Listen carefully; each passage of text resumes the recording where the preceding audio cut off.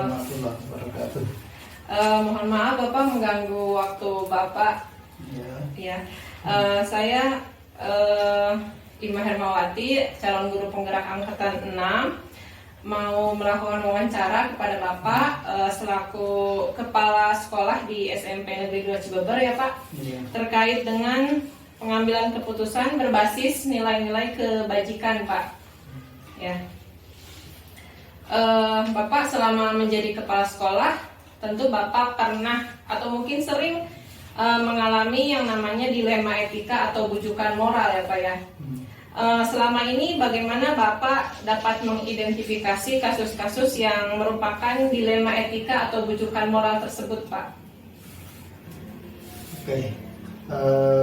Memang selama kita melaksanakan tugas itu selama 10 tahun lebih jadi kepala sekolah ya, ada beberapa kali terjadi kasus yang mengandung muatan dilema etika seperti itu. Suatu contoh ya, ada kasus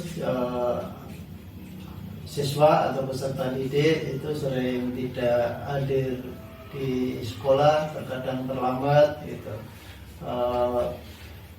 Itu kita coba mengidentifikasinya ya dengan ditemukannya kasus itu, data dari peserta didik, data dari guru piket tentang ketidakhadiran siswa tersebut. Itu akhirnya kita identifikasi dengan mengumpulkan data-data real ya dari peserta didik tersebut, dari wali kelas, dari guru, dan juga kita cari informasi tentang keberadaan siswa tersebut dari lingkungannya gitu, dari orang tuanya dan sebagainya, seperti itu. Iya. Bapak selama ini bagaimana Bapak menjalankan pengambilan keputusan di sekolah Bapak, terutama untuk kasus-kasus di mana ada dua kepentingan yang sama-sama benar atau sama-sama mengandung nilai kebajikan Pak? Oke. Kembali ke kasus siswa tadi, ya ini memang ada dilema ini ya, kepentingan. Ada dua nilai yang memang betul-betul sama-sama baiknya gitu ya. Siswa itu setelah kita identifikasi ternyata latar belakangnya dari kondisi keluarga yang kurang mampu ya, dan orang tuanya tinggal seorang diri, ibunya ya, kondisinya ekonominya kurang, dan anak ini sehari-harinya membantu ya orang tua tersebut untuk memenuhi kebutuhan ekonominya gitu, sehingga waktu pagi hari itu terkadang ketika dia telat begitu seringkali tidak hadir tadi. Ya itu ya, setelah kita kaji akhirnya kita bisa mengetahui bahwa ternyata anak ini bukan dilatar belakangi oleh kondisi nakal misalnya, bandel misalnya, seperti itu. Nah, membantu orang tua kan baik ya. Di pihak lain menempuh pendidikan juga baik untuk masa depan dia, seperti itu. Sehingga di situ akhirnya kita mengambil kebijakan yang rada luas pada anak tersebut itu, supaya ya kedua-duanya bisa berjalan seiringan, seperti itu. Iya Bapak. Selanjutnya Pak, langkah-langkah atau prosedur seperti apa yang biasanya Bapak lakukan selama ini untuk menangani kasus seperti itu? Selama ini kita ngambil kebijakan berawal dari mencari data dulu, berdasarkan data itu. Yang pertama, data-data kita kumpulkan, berdasarkannya dari data itu kita analisis ya, dan kita peroleh dari berbagai sumber data tersebut, dari wali kelasnya, dari gurunya, dari temannya, ya teman dekatnya dan sebagainya. Itu seringkali dia cerita kondisi itu, sehingga berdasarkan data itu akhirnya kita mencari solusi terbaik gitu ya. Solusi terbaik seperti tadi, ada dua kepentingan yang sama-sama baik, itu akhirnya setelah kita ketahui akar masalahnya, kita baru menentukan kebijakan yang Ya, yang terakhirnya akhirnya kita menentukan kebijakan yang berpihak pada anak tersebut. Ya Bapak, hal-hal apa saja yang selama ini Bapak anggap efektif dalam pengambilan keputusan pada kasus-kasus dilema etika seperti tadi, Pak? Yang hal yang kita anggap itu efektif ya, pengambilan kebijakan kalau berdasarkan data itu biasanya memang efektif ininya, solusinya gitu ya, kebijakannya tidak salah gitu, kebijakannya tidak menyimpang dari harusnya. Orang minum obat sakit kepala tapi dikasih obat sakit perut, itu akhirnya kan nggak menyelesaikan masalah gitu. Jadi kebijakan bisa efektif itu bila kita mengambil kebijakan itu berdasarkan data, terus di samping itu juga didukung oleh aturan-aturan yang ada, didukung juga oleh pelaksana sumber daya manusianya gitu. Dalam hal ini ya rekan-rekan kerja kita ya, kesiswaan ya, wali kelas ya, para guru dan juga termasuk orang tuanya. Ya, selanjutnya Bapak, hal-hal apa saja yang selama ini menurut Bapak merupakan tantangan ya Pak dalam pengambilan keputusan pada kasus-kasus dilema etika? Ya, oke. Tantangannya seperti dalam hal kasus yang barusan kita bicarakan itu, kita butuh waktu dan tenaga ekstra gitu ya. Jadi kesiapan sumber dayanya itu yang harus betul-betul mendukung dan siap membantu menyelesaikan atau menangani kasus tersebut untuk memperoleh solusi terbaik gitu. Terus di samping itu juga kebijakan itu terkadang mengandung seperti kasus yang tadi gitu, anak ini kita kasih ketika tidak hadir beliau dia mengirim informasi pada sekolah gitu, sehingga kita tidak menganggap itu kealpaan gitu, tapi sebagai penggantinya kita ngasih tugas-tugas gitu. Nah ini tentunya tadi butuh SDM tadi. Nah sehingga dilemanya di situ, ketika SDM-nya pendukung ya, sumber dayanya tidak mendukung, itu kebijakan kita seringkali juga tidak efektif gitu. Tapi ketika sumber daya yang ada itu semuanya mendukung, itu insya Allah kebijakan yang kita ambil efektif. Iya. Bapak, apakah Bapak memiliki waktu tertentu dalam sebuah penyelesaian kasus dilema etika?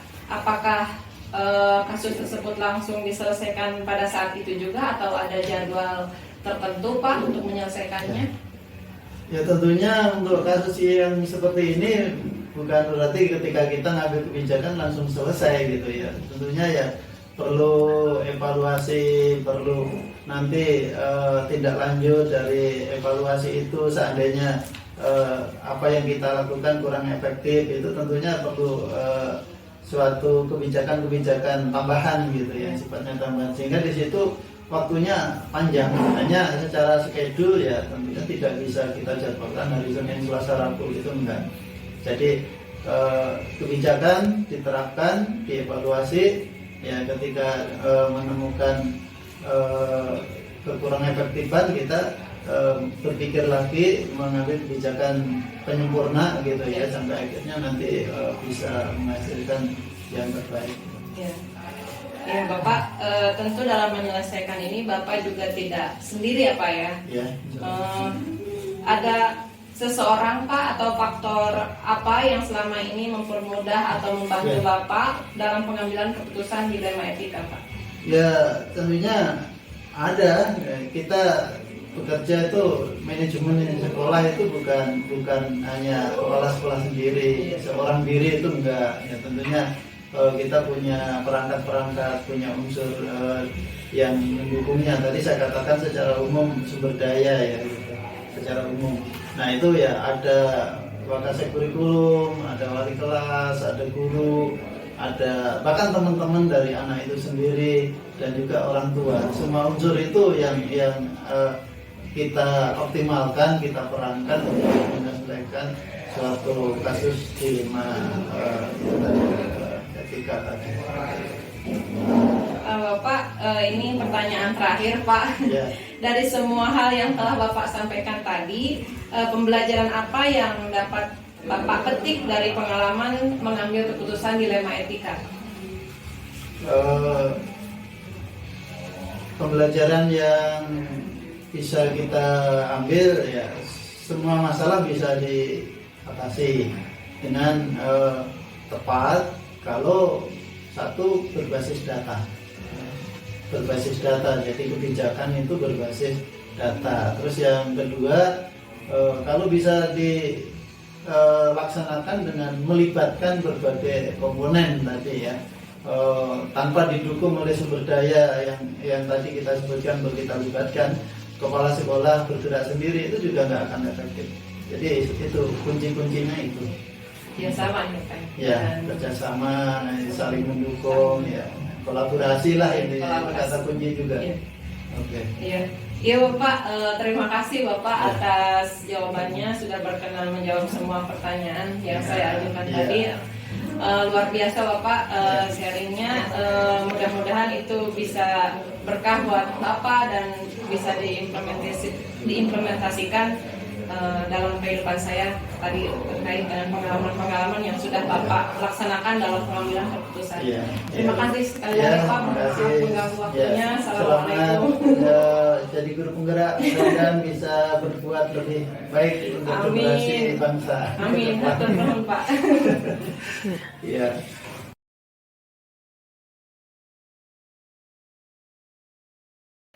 Ibu, mohon maaf Ibu mengganggu waktunya. Iya. Saya mau wawancara ke Ibu ini terkait dengan mengambil keputusan berbasis nilai-nilai kebajikan. Sebagaimana kan Ibu sebagai kepala sekolah, tentu Ibu pernah mengalami yang namanya dilema etika atau bujukan moral ya Bu ya. Nah selama ini bagaimana Ibu dapat mengidentifikasi kasus-kasus yang merupakan dilema etika atau bujukan moral tersebut? Ya sebetulnya dilema etika itu bisa benar-benar gitu ya. Jadi dalam satu sisi kebijakan itu memang benar, tapi di lain sisi kebijakan itu juga dibetulkan dari sisi yang lain. Contohnya misalnya di sekolah. Di sekolah itu kan pasti ada aturan yang mengatur mulai dari A sampai Z. Contoh kecil dari kehadiran.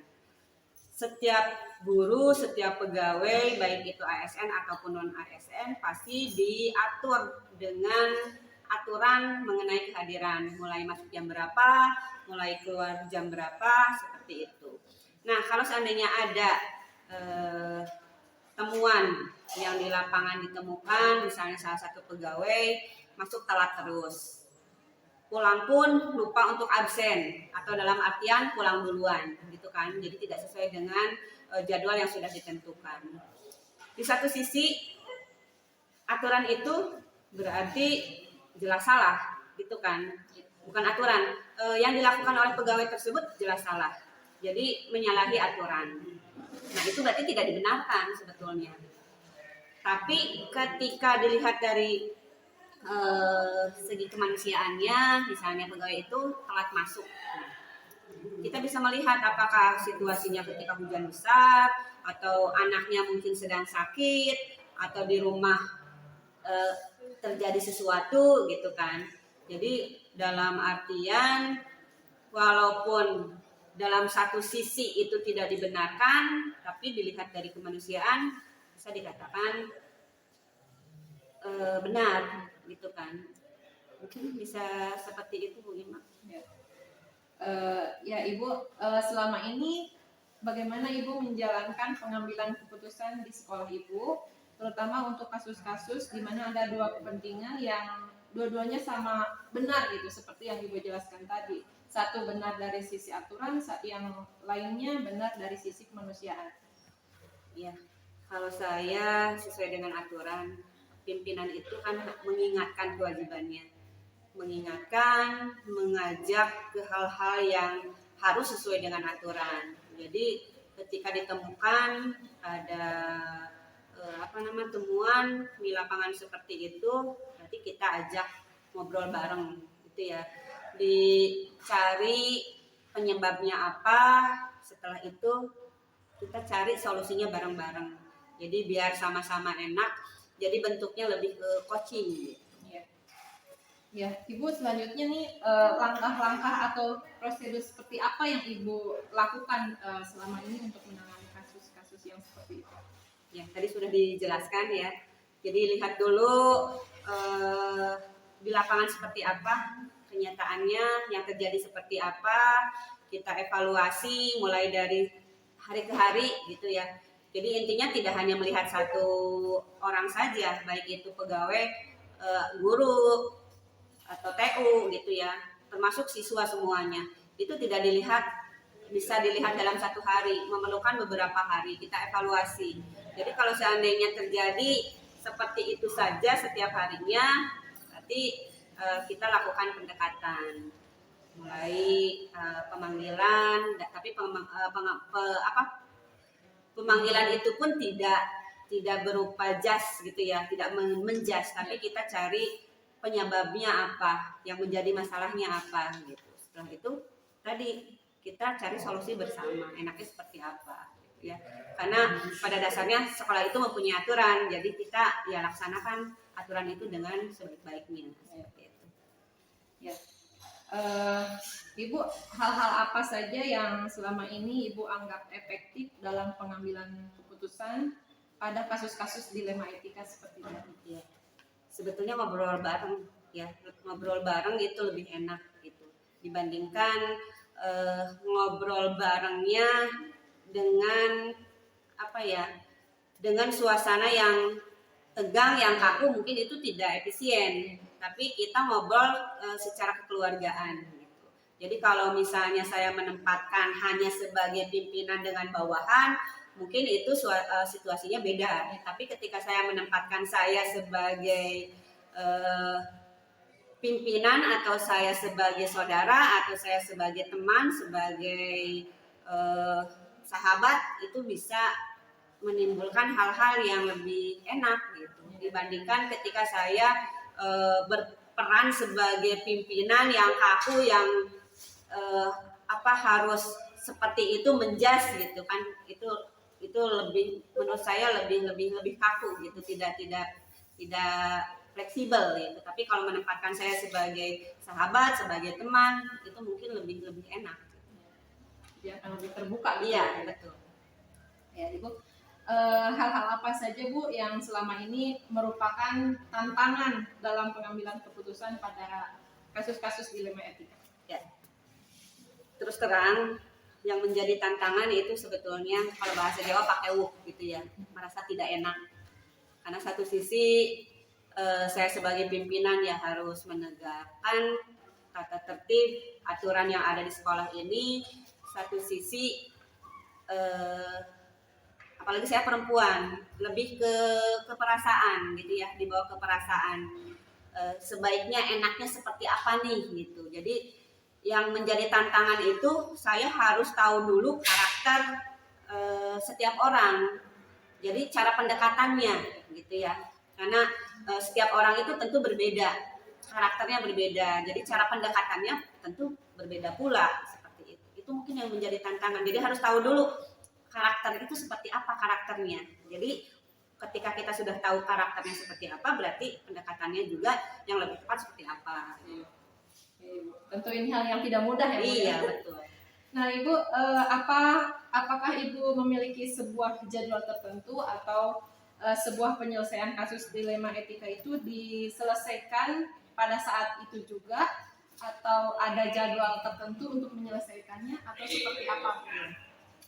Setiap kepala sekolah tentunya punya program ya, jadi terprogram, ada programnya. Ketika kita menemukan seperti ini, berarti yang harus diselesaikannya ya seperti ini. Tapi untuk kasus-kasus yang tadi, kalau saya ketika ada temuan, kenapa harus ditunda gitu, Jadi tidak usah ditunda lama-lama, ketika harus bisa diselesaikan sekarang, ya selesaikan sekarang. Jadi tidak, kalau diulur-ulur gitu ya, itu masalahnya tidak akan selesai. Jadi malah semakin nambah banyak masalah gitu. Jadi usahakan ketika kita dapat temuan, memerlukan berapa hari, proses berapa hari untuk mengidentifikasi, kita selesaikan saat itu juga.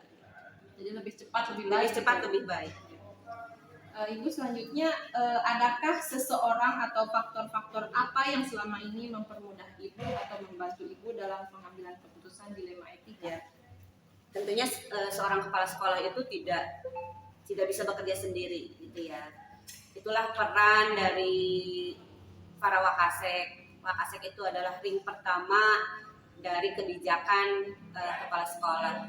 Jadi tentu tidak hanya wakasek saja, semua guru juga itu diperlukan masukan-masukannya. Jadi walaupun saya sebagai pimpinan, saya tidak harus selalu kebijakan saya itu yang paling benar gitu. Tapi melihat juga masukan-masukan dari teman-teman yang lain.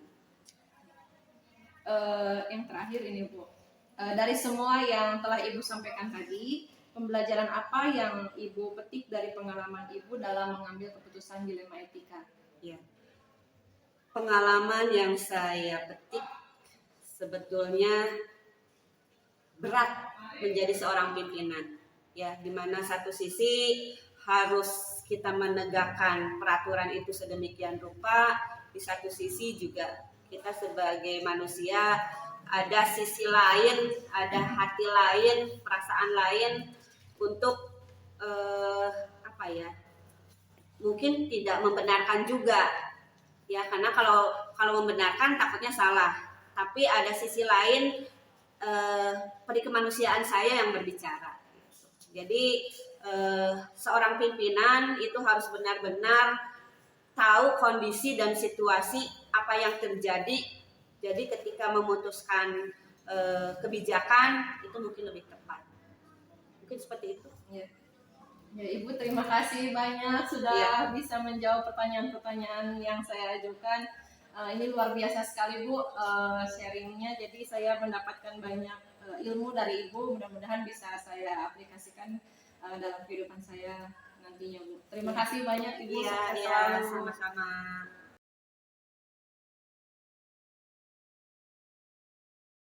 Assalamualaikum Ibu. Waalaikumsalam warahmatullahi wabarakatuh. Gimana kabarnya Ibu? Alhamdulillah ya, selalu baik. Alhamdulillah. Ibu, mohon izin waktunya ya Ibu. Saya Ima Hermawati, calon guru penggerak angkatan 6, mau wawancara ke Ibu terkait dengan kebijakan yang Ibu ambil ketika Ibu menghadapi dilema etika atau bujukan moral di sekolah. Mohon kesediaannya Ibu untuk menjawab ya. Insya Allah.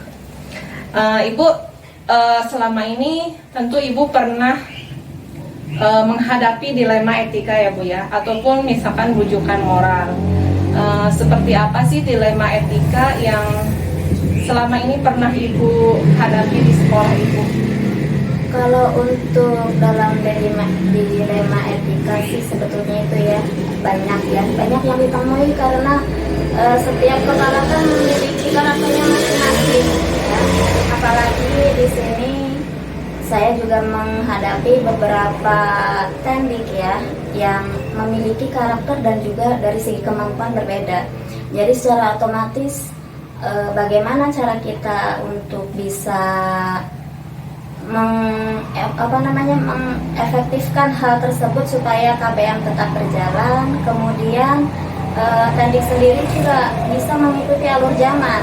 Tetapi yang ditemui di sekolah, karena mungkin di sini saya kurang lebih hampir 1,5 tahun ya menjadi kepala sekolah di SDN 1 Mekarsari, ada beberapa hal yang mungkin saya temui dari tendik di sekolah ini, diantaranya kemampuan dalam hal IT. Jadi ada beberapa personal yang mungkin belum memahami akan hal tersebut. Sedangkan kita di sekolah sendiri untuk KBM pada saat ini itu dituntut supaya guru itu tidak gaptek atau gagap teknologi ya. Jadi IT harus paham Jadi hal itu yang mungkin sekarang ini masih jadi apa ya, kalau dibilang jadi problematika ya jadi problem buat saya. Bagaimana cara saya bisa memotivasi guru-guru tersebut agar memiliki kemampuan untuk belajar lebih dalam hal itu. Ya, ya Ibu, selama ini bagaimana Ibu dapat mengidentifikasi kasus-kasus yang merupakan dilema etika seperti tadi, Bu? Dari sekian personal ada ya satu personal ya yang mungkin saat ini di usia sepuhnya itu menghadapi usia pensiun. Jadi untuk hal-hal IT yang pada saat ini untuk diterapkan baik itu laporan teknik sendiri ataupun dalam hal KBM, beliau itu kurang bisa dipacu, kurang memahami karena mungkin di usianya yang sudah sepuh, belajar untuk sekarang ini beliau sudah sedikit kurang mau gitu ya. Jadi secara langkah-langkah pun saya bisa meminta bantuan dari teman-teman ataupun dari OPS Sokalah juga untuk bagaimana caranya memotivasi beliau agar sedikit demi sedikit mau belajar, apalagi mengingat sekarang ini laporan teknik sendiri banyak yang harus online. Jadi mudah-mudahan kedepannya ya untuk guru-guru yang menjelang pensiun yang sudah sepuh pun tetap memiliki motivasi untuk belajar menghadapi zaman seperti sekarang. Iya. Berarti dilemanya satu sisi si guru harus memiliki kemampuan IT. Betul, gitu ya, Bu. Iya. Tapi di sisi lain juga Ibu merasa kasihan dengan guru ini karena memang sudah sepuh dan sebentar lagi pensiun. Betul, gitu ya. Iya. Baik Ibu, selama ini bagaimana Ibu menjalankan pengambilan keputusan di sekolah Ibu, terutama untuk kasus-kasus seperti tadi di mana ada dua kepentingan yang sama-sama benar atau sama-sama mengandung nilai kebajikan? Dalam menghadapi atau menyikapi hal ini sih, pertama saya secara intern personal face to face ya, bertemu dengan beliau bagaimana ini Pak menghadapi laporan yang sekian banyaknya.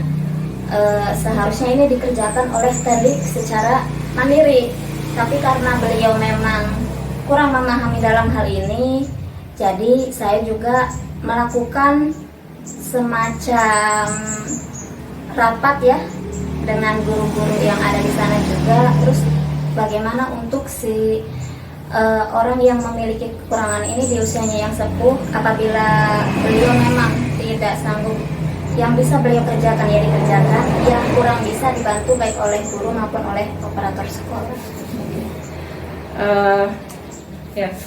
Selanjutnya Ibu, langkah-langkah atau prosedur seperti apa yang biasanya Ibu lakukan selama ini untuk menghadapi dilema ini? Yang pertama, selain saya panggil secara face to face ya, memberi pengertian kepada beliau karena kita juga tetap harus menjaga hati ya, supaya tidak tersinggung karena mau bagaimanapun kan beliau lebih senior dibanding saya. Kemudian di sini kan kita harus memahami karakter per orang itu beda-beda, bagaimana cara menerima masukan. Kemudian selain itu saya juga minta bantuan, masukan dari guru-guru yang lain, bagaimana kita mengupayakan supaya beliau itu termotivasi meskipun sedikit di usianya yang menjelang pensiun ini mau untuk mengenal IT. Meskipun tidak banyak, cukup mengenal ya, karena mungkin di usianya yang sudah sepuh, yang kurang lebih tinggal 2 tahun lagi menuju pensiun, kita ya tahulah mungkin semangat kerja yang sudah menurun ya menghadapi usia pensiun ditambah usianya yang sudah sepuh. Ya Ibu, selanjutnya nih hal-hal apa saja yang selama ini Ibu anggap efektif dalam pengambilan keputusan pada kasus-kasus dilema etika seperti tadi? Untuk efektivitas dalam pengambilan keputusan, kita tetap tidak bisa melakukan hal tersebut sendiri, meskipun di sini saya adalah sebagai pimpinan yang memiliki hak prioritas dalam hal ini ya. saya tetap melibatkan rekan-rekan yang lain, termasuk guru di sini. Apabila ada kendala-kendala yang memang dihadapi di sekolah kita, seperti yang tadi sudah dijelaskan di awal mengenai guru yang kurang paham dengan IT, saya tetap meminta masukan dari mereka-mereka supaya kita dalam mengambil hal keputusan lebih bijak dan lebih bisa diterima oleh yang bersangkutan dengan baik. Iya. Selanjutnya Ibu, hal-hal apa saja yang selama ini merupakan tantangan dalam menghadapi kasus-kasus dilema etika seperti yang tadi? Kalau tantangan, kalau disebutkan satu persatu sebetulnya banyak, sangat banyak sekali, dikarenakan tadi ya, yang namanya beda kepala pasti beda karakter, beda keinginan, beda kemauan, beda tanggung jawab, ya. Maka dari itu, bagaimana cara kita untuk bisa memahami karakter-karakter tersebut perlu waktu yang cukup lama. Maka dari hal itu, di sini juga saya selaku pimpinan tetap harus mempelajari hal tersebut supaya saya bisa memberikan hal terbaik ataupun motivasi kepada personal-personal yang memang memiliki kekurangan, terutama dalam hal IT tersebut. Ya, Ibu, apakah Ibu memiliki sebuah jadwal tertentu dalam sebuah penyelesaian kasus dilema etika? Apakah langsung menyelesaikannya di tempat atau ada jadwal khusus untuk menyelesaikan masalah tersebut? Seperti apa, Bu? Kalau dijadwalkan secara khusus sih tidak, ya. Cuma kalau diselesaikan secara tiba-tiba juga sesuatu hal yang tidak mungkin kan, Iya. karena segala sesuatunya itu butuh proses. Iya. Jadi kita sambil berjalan, sambil memperbaiki aja, sambil berjalan sambil memperbaiki, kita lihat dari hasil pertemuan kemarin apakah ada perubahan atau tidak. Apabila ada perubahan ke arah yang lebih baik, itu yang diharapkan. Apabila belum, berarti kita harus mencari cara lain, memotivasi guru tersebut bagaimana caranya supaya hal yang kita harapkan itu bisa tercapai. Ya. Nah, Ibu, dalam pengambilan keputusan dilema etika yang seperti kasus tadi, adakah seseorang atau faktor-faktor apa saja yang mendukung atau membantu Ibu dalam mengambil keputusan tersebut? Ya, alhamdulillahnya sih ya, kalau untuk di sekolah saya ini semuanya kooperatif, bisa bekerja sama dengan baik.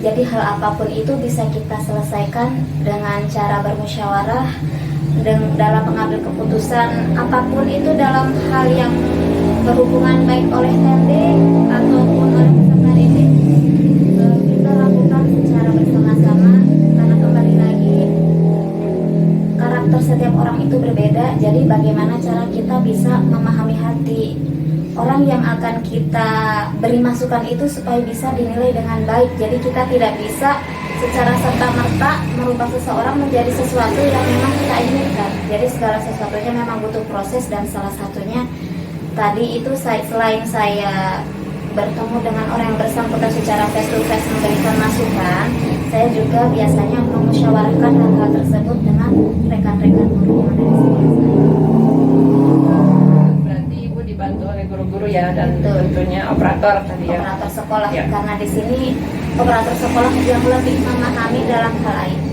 Ya. Ya, Ibu, dari semua yang tadi sudah disampaikan, pembelajaran apa yang dapat Ibu petik dalam pengambilan keputusan dilema etika ini? Hal yang bisa saya ambil dan saya pelajari dari masalah ini diantaranya kita harus bisa berlegowo ya, berlapang dada apabila memang masukan ataupun ide harapan kita tidak bisa diterima oleh personal dalam tanda kutip anak buah kita ya, karena di sini saya selaku pimpinan kita harus berlapang dada, dan berarti kita harus mencari solusi lain. Ya. Gunanya untuk apa? Satu, untuk agar sekolah tersebut bisa tetap berjalan KBM-nya dengan baik, dan orang yang memiliki kendala di sini bisa termotivasi, bisa menerima masukan kita dengan baik tanpa harus menyinggung hati dan perasaan beliau.